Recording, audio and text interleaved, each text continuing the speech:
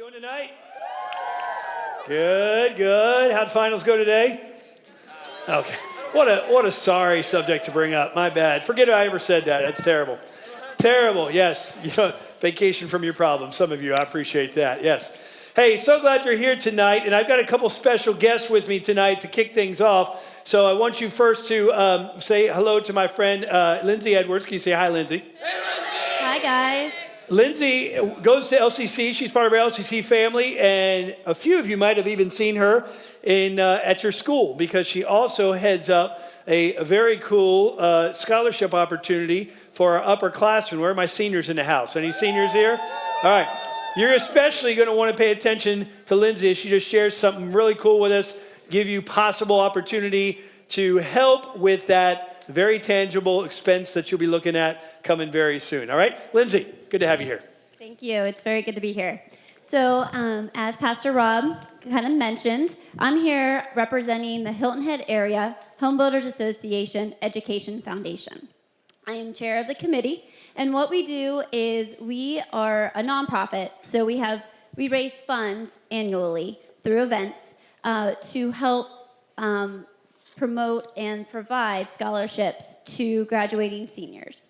So if you are a graduating senior, you would just look up. I'm going to have applications for you all.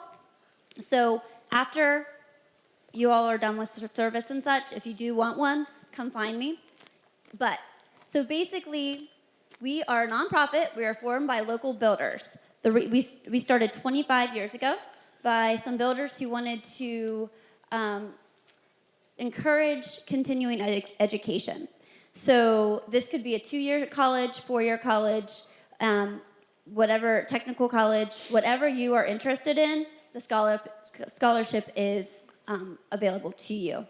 Now there is no GPA requirement for the scholarship, but you do have to write an essay. And this is where I primarily recommend you all tell me your story. Tell me who you are. This is your opportunity to shine in front of a committee that will be looking at your application and debating on who will be getting the scholarship. Last year, we gave away 10 $3,500 scholarships. And we're looking to try to grow that every year. So we are having a number of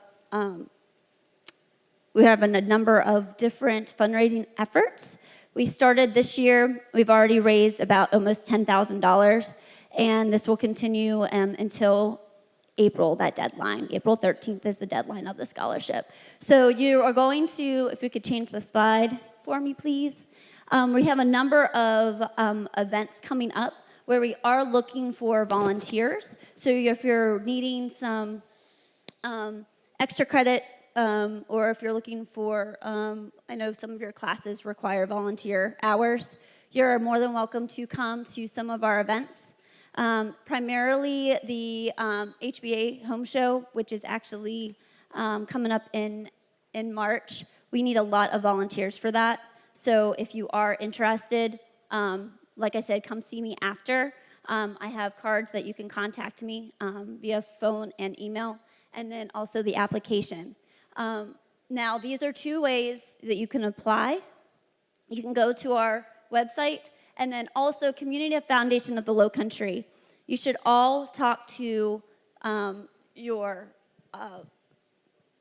teachers about going to and talking to them about this site. It has all local scholarships available on this site, not just mine, but everyone in the area. So you can apply for a number of scholarships just through that one website. So I would really highly recommend that you guys go there, check it out.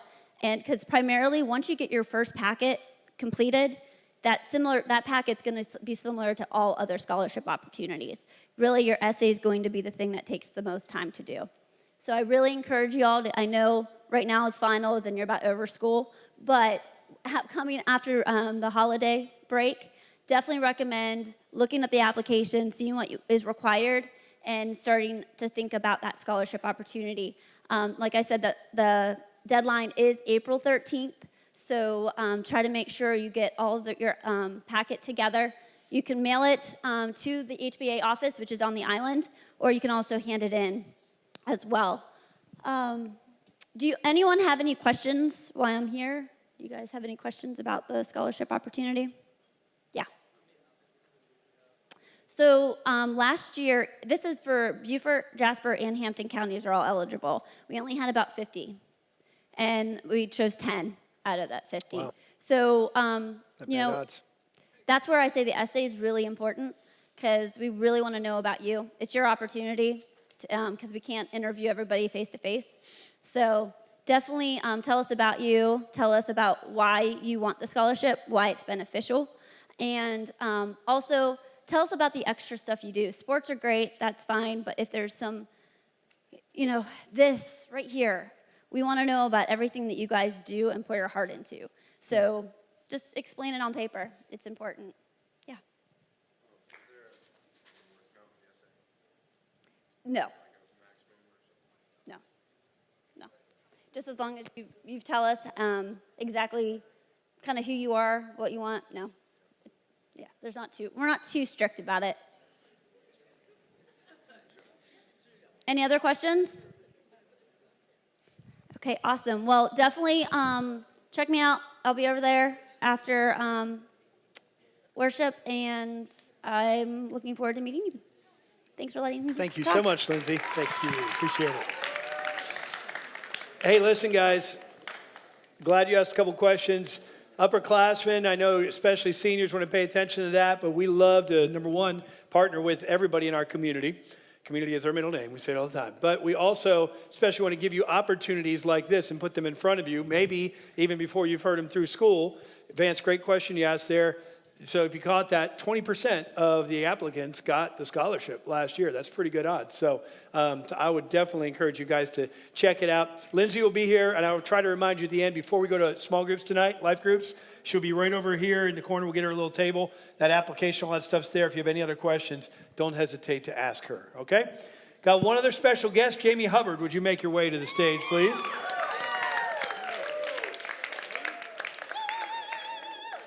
Everybody listen up. Shh.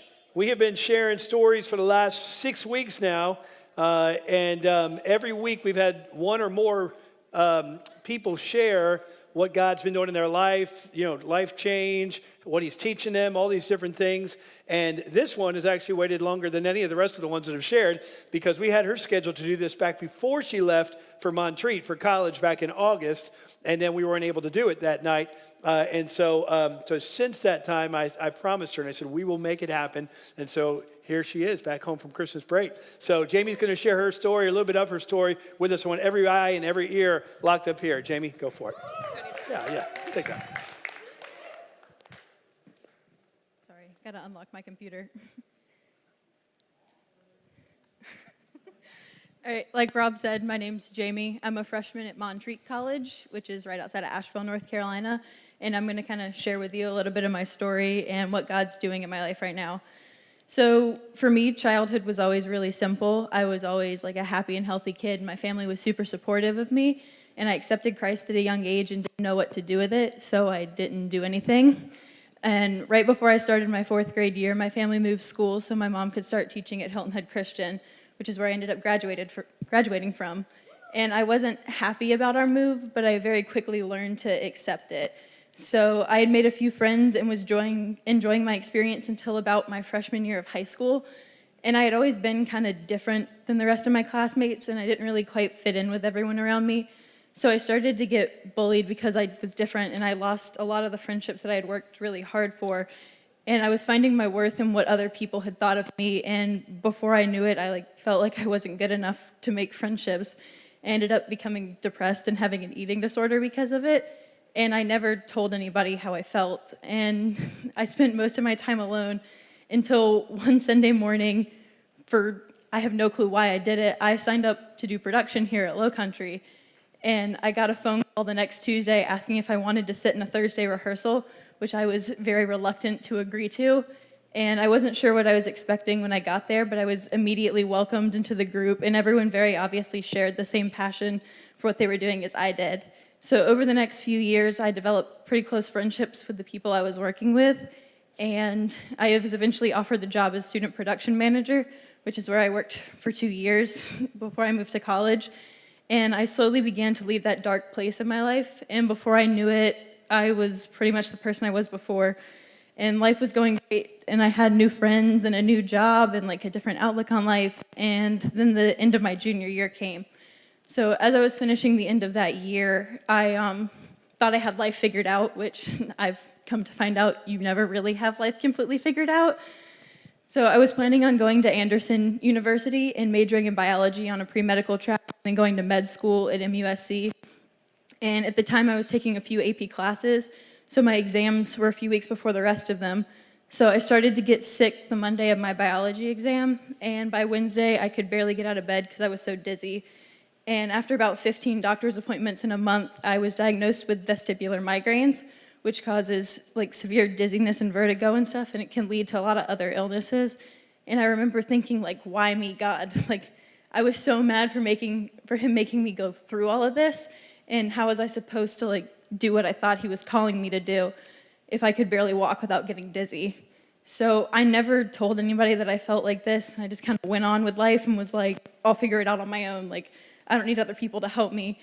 And then we went to Passion in January, and the last session closed with Levi Lesko speaking, and his message was about how God gives you your second wind and how he helps you through hard times. And I had heard him speak before, but this message really stood out to me because he said that there are two sides to every chain. Either you're chained to the problem or it's chained to you, and you can use that as an opportunity to minister to other people. So after that, I kind of like realized that everything that I had gone through in life so far, I was able to use that to bring other people to Christ when I went to the Dominican Republic in May. So after returning from Passion, I got an email from the golf coach at Montreat College saying that he would love for me to come visit and possibly play on the team. And 3 weeks later, I received my letter of intent. And in April, I signed to play golf as a Cavalier for the next 4 years.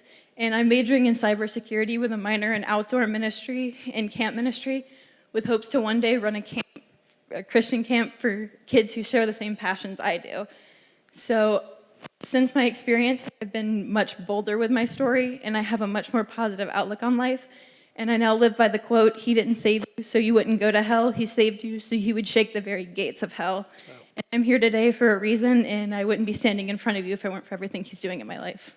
So. That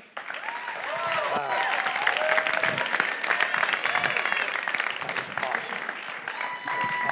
Great job. Great job. Thank you. Man, she worked a lot in that 5 minutes. I hope you're catching that and paying attention to that. You know, so many good things that were said there. And guys, the bottom line is this. We said this in the Know God study we wrapped up tonight, and that is Kendall shared this in her story, and it was the words that she heard God speak to her. Those 3 words while she was at LOL on that Sunday, and that is share your story. Okay, it doesn't mean that every one of you is going to be up here and do it on the stage, okay? The thought of that just terrifies some of you. But that means you can share pieces of your life, you know, with people every day and give God glory for that. And that's exactly what God's teaching Jamie to do through the ups and the downs, the goods and the bads, and using that stuff in her life and the things that are just unique to your story. They can help you to empathize and relate to people that other people can't because it's your story. So that was fantastic. Thank you so much, Jamie, for doing that. Hey, speaking of life change, I want to give a shout out just one more time to those who got baptized last Saturday. You have that picture, guys? There's a shot of us right there. The coldest baptism in LCC record. We set a record, I think. But these 7 students took that next step in their walk with Christ, and it was awesome. And I loved how, even though it was a dreary day, I loved how many of you guys were there and supportive of them and came along to just stand alongside of them. Even if you didn't, you just saw their picture up there tonight. Congratulate them and say, hey, that's awesome that you took that next step and you're identifying whose team you're on and all that good stuff. So that was just a great, great day on Saturday. Christmas is 12 days? I need a little penguin at Walmart to tell me. 11 or 12 days, something like that, depending if you count today. Okay? So I want to say 2 quick things, and then we're just going to jump in and we're going to talk about it. So everybody listen. First thing is that we haven't put any emphasis or talked about this month, but each Christmas we take some time to do this, And I just at least want to plant the seed, if I can, for each of you tonight. Regardless of how rich or poor you are by Bluffton standards, you are rich in the eyes of the world, okay? The fact that you are wearing clothes and that you'll have a place to, under shelter tonight to rest your head and you have, food on the table puts you right there within the top 10 to 15% of the entire world as far as riches go. Think about that. That's kind of crazy. And so the vast majority of the world doesn't have anything close to what we take for granted every single day.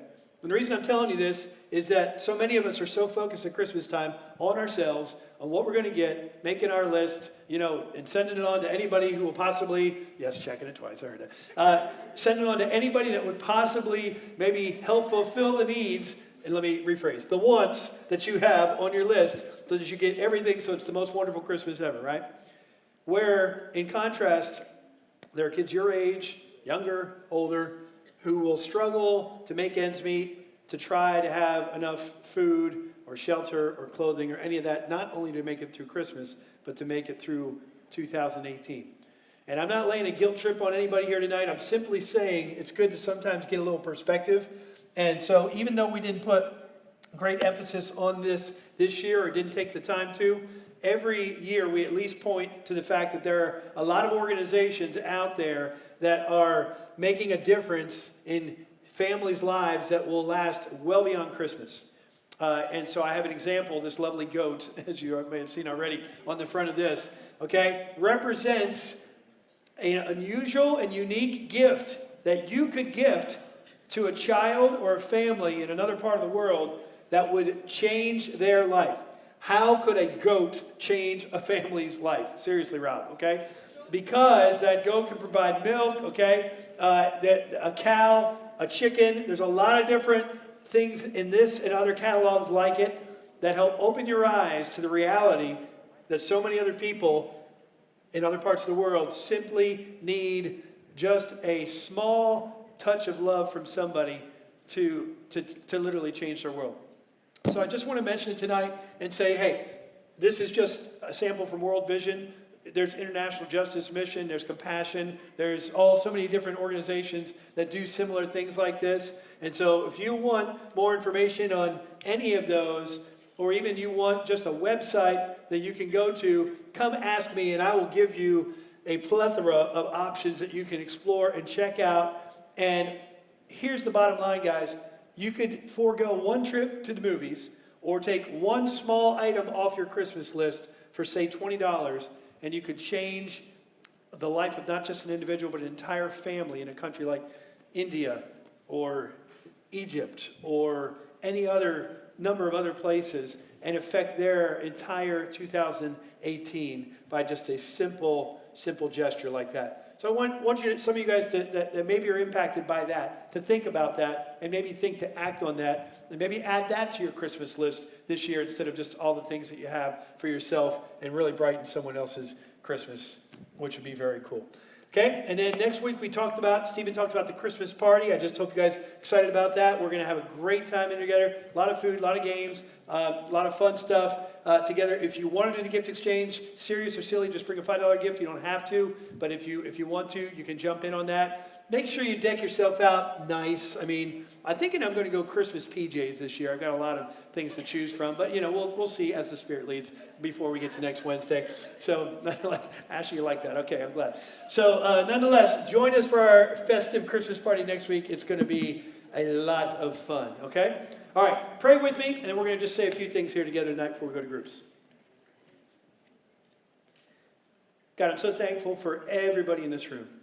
Thank you for bringing them out here tonight. Thanks for them making the effort to be here, whether they came willingly or were brought by someone else or whatever the case may be. God, you have us here on purpose tonight.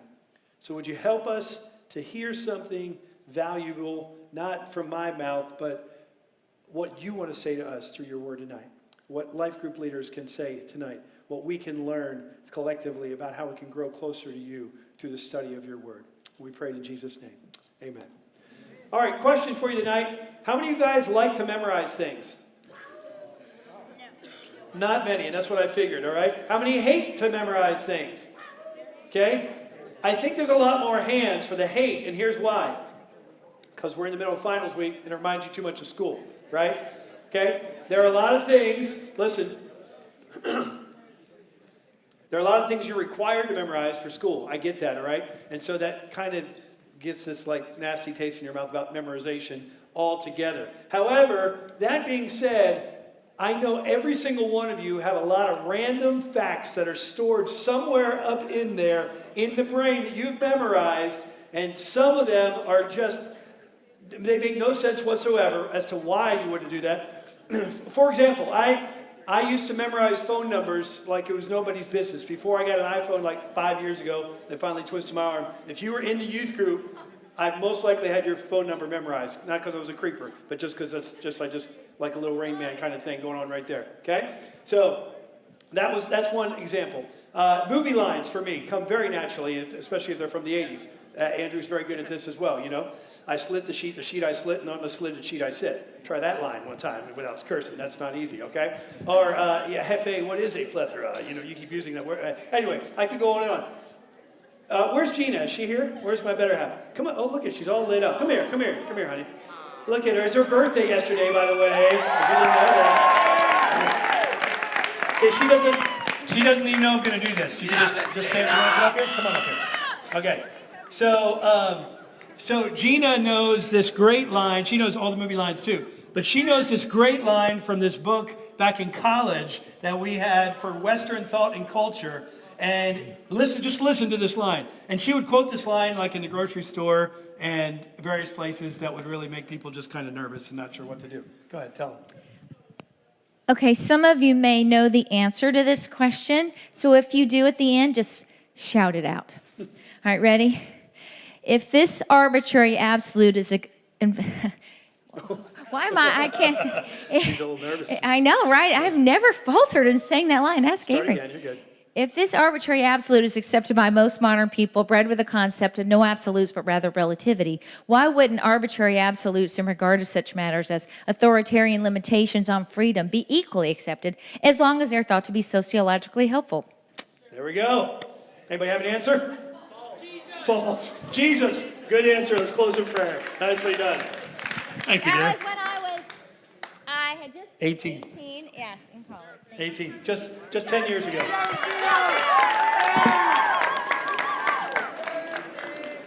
So there you go.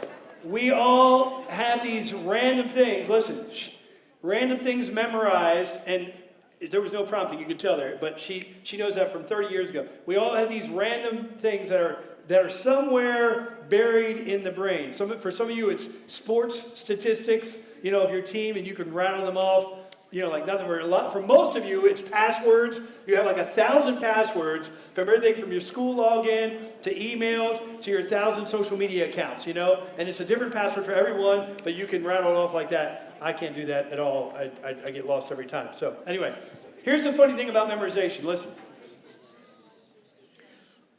Here's the funny thing about memorization is that sometimes we need to do it and sometimes we want to do it. And there's a huge difference between those two, okay? Because some of you may have figured out where I'm going with this. We've been doing this series called The Bestseller. And the Bible is the number one bestseller of all time. And if it is the number one bestseller of all time, then there's probably a reason why it's number one. Why is that reason? Here's why. Because the memorizing the Bible helps us apply what it says. If the Bible were just a regular book and a nice story, we wouldn't know it, and it wouldn't still be around and impacting people's lives 2,000 years later. But because if we memorize the Bible, it can help us apply it to our life, then that's a whole different story. Remember the quote I say all the time, we don't read the Bible to finish, we read the Bible to change, okay? And so tonight, here's the problem. The problem is that we don't want to do it. That's just the reality. We don't want to do it. And that's too bad because, it really falls under the need to category. But it's hard work, I understand that. But knowing portions of the Bible, particularly knowing them by heart, can help you to a better life. Let me explain in just a couple minutes how that's true. Let's take a look at one verse from Psalm 119. Okay? Psalm 119, 105. I'm sorry, that's a different one. Psalm 119:11 says, I have hidden your word in my heart so that, anybody know it? That I might not sin against you. Let me say it again. I have hidden your word in my heart that I might not sin against you. So what does it mean? What does it mean to hide something in our heart? What it means is basically it becomes a part of you. It becomes a part of who you are. It's like that song that you can't get out of your brain that you've heard and it just sticks. You know what I'm saying? You ever had that happen to you? You hear it somewhere, whether you played it on the radio or you're in some department store, and sometimes it's a good thing and sometimes it's not a good thing, whatever the case may be. But you understand what I'm saying? This is what it means when we talk about that something is hidden in our heart. And the writer of the Psalms, David, is saying, here's what he's saying. Guys, listen, over here.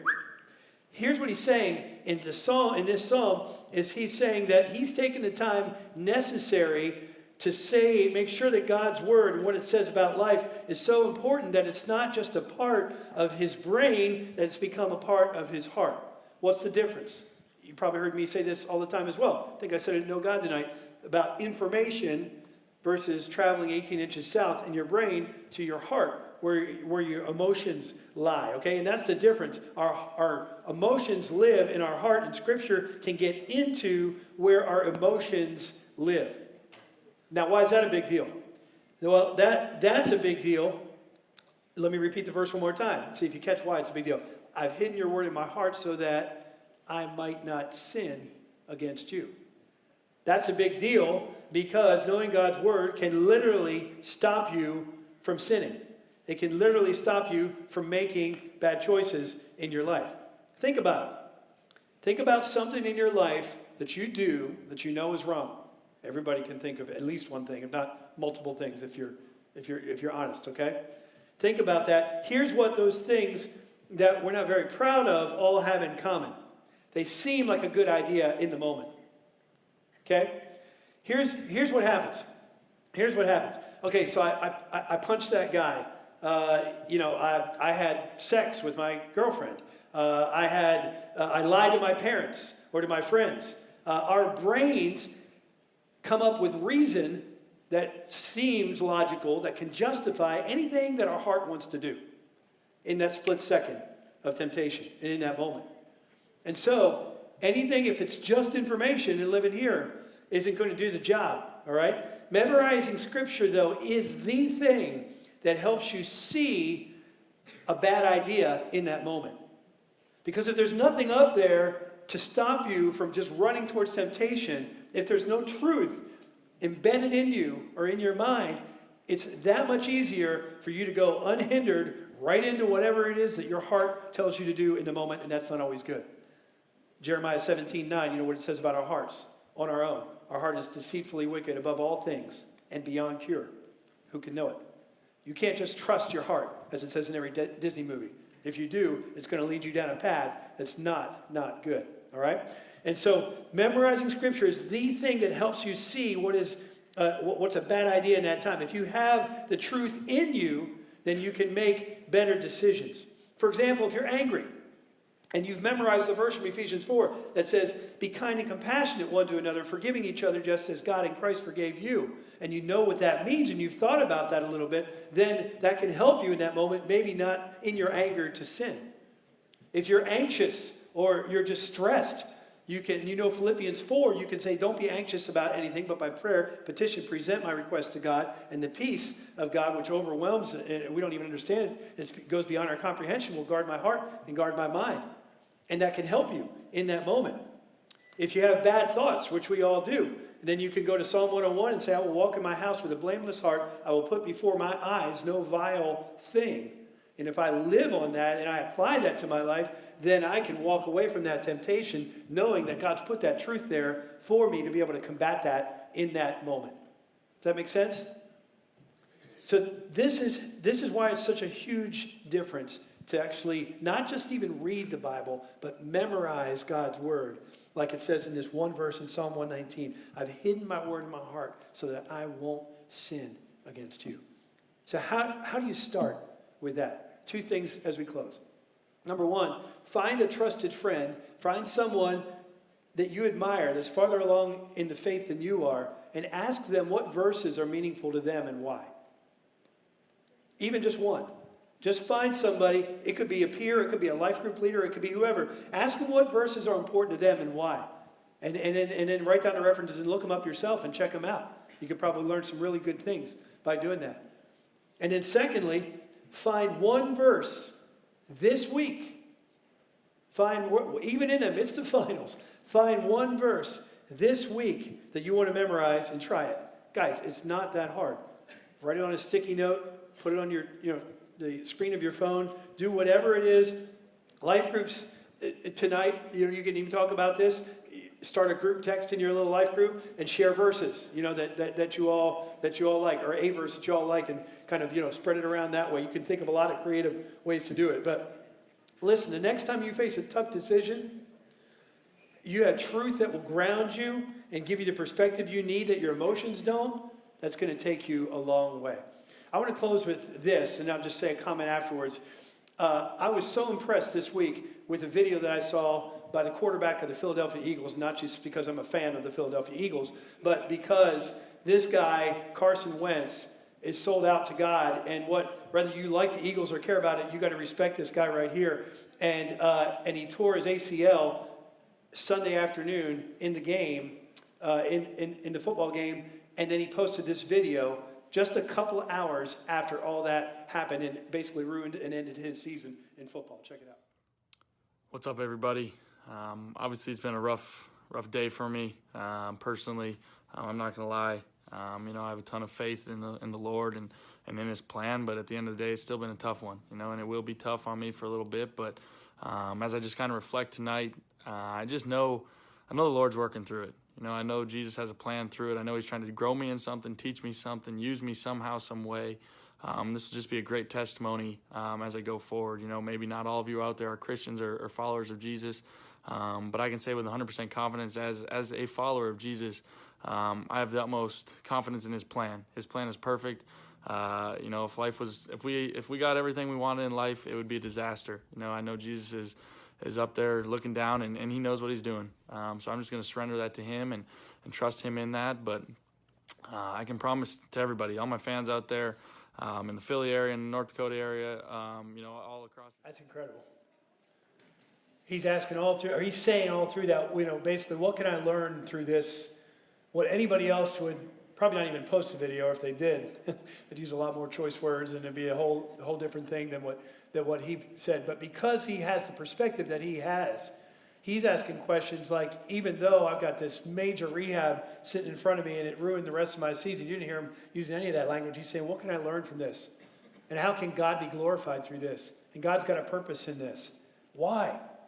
Because this man right there, that guy knows the word. He knows verses like Philippians 1 that say, he who began a good work in you is going to carry it out until completion. So guys, it can make a difference in your life, regardless of what the circumstances of your life are. If you have God's word as a priority in your life and in your heart, then it's going to affect and change the way that you live. I've hidden your word in my heart so that I won't sin against you. Let's pray together. God, we thank you tonight for your word. We thank you that is sharp and powerful.